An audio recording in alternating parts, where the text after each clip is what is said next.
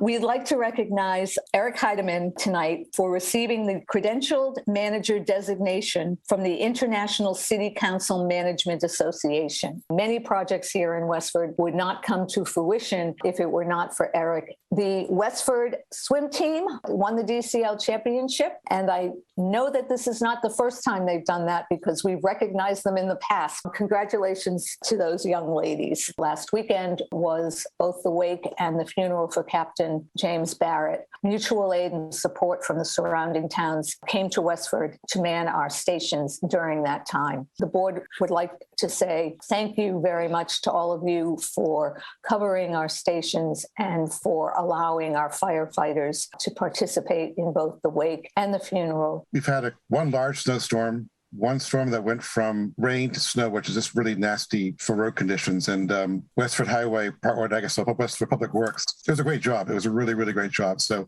thank you for your work. We have a request to approve the following. The Westford Boy Scouts of America Troop 437 Spring Bike and Sporting Goods Sale. We have the annual Westford Strawberries and Arts Festival. Second. Aye. Aye. Aye. Aye. An update on the progress of the access to town meeting. So we're in the process of investigating, pulling research together with the goal of making a recommendation to Select Board about how we can indeed increase attendance. The internal committee to do some brainstorming about what they thought some of the issues were. Then we moved out to the Westford community itself with our Westford survey, then expand that outwards to a town questionnaire to include some of the market basket communities. This was the first exercise to solicit input from our own committee as to what do you see some of the issues. People don't know why they come, they need information that's easy to understand, lack of prior knowledge, communication and publicity, not enough of it.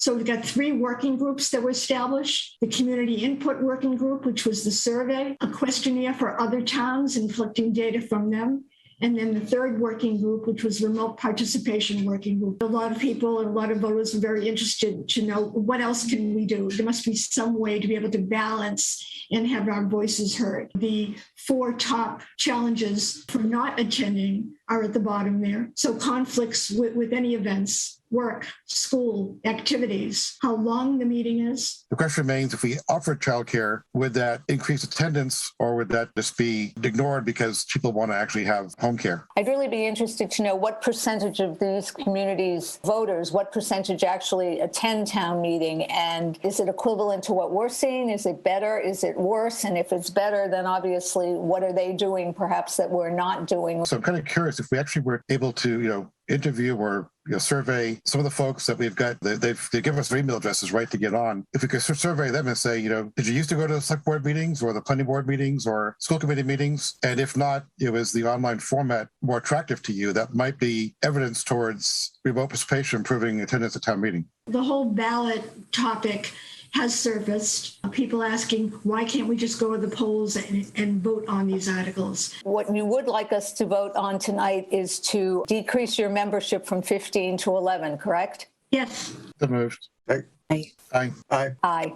The request for support from town moderator on the use of electronic voting tabulators at town meeting. I asked if you would support me in an effort to examine the idea of using electronic vote tabulators to count votes at town meeting. I have attended demonstrations from 3 of the 4 companies that provide systems like this to various communities in Massachusetts. I also did a little research on my own about what other communities' experience has been with electronic vote tabulators.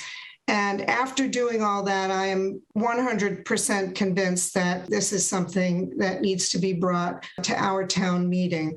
I haven't heard any negative comments from any town that's using it. My next step would be, with your support, I hope, to bring the information that we've gathered to the community between now and June so that we can address any concerns or issues that people might have with it before we get to town meeting. To purchase a system costs, depending on how many devices we have, between $10,000 and $20,000.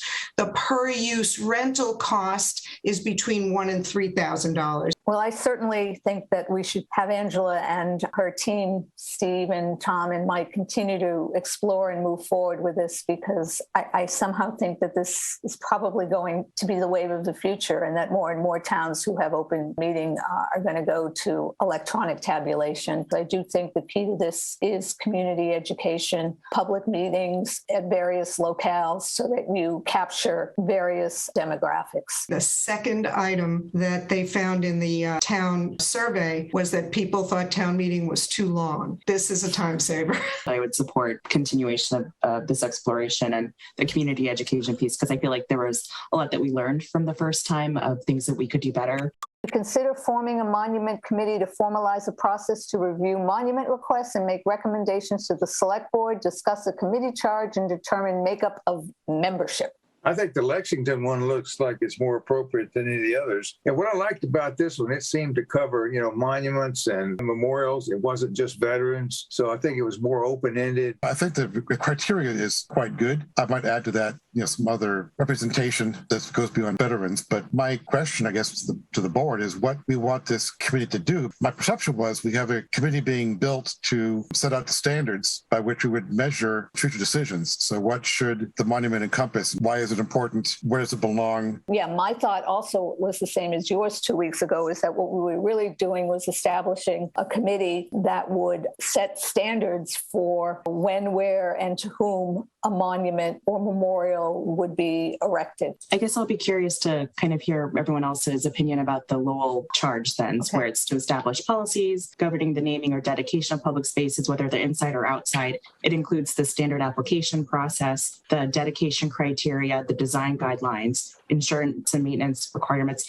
kind of the whole shebang. And then they would make a recommendation to the select board. I think it's actually really pretty close. So the purpose of the committee would be to establish policies governing the naming or dedication of monuments and memorials. One of the charges of this new group would be, quote, reviewing requests for new public memorials. Family or an organization would come to this group with that group's idea. I think that's very different than having a monument committee who feels that their charge is to come up with ideas for what new monuments should be or where new monuments should be.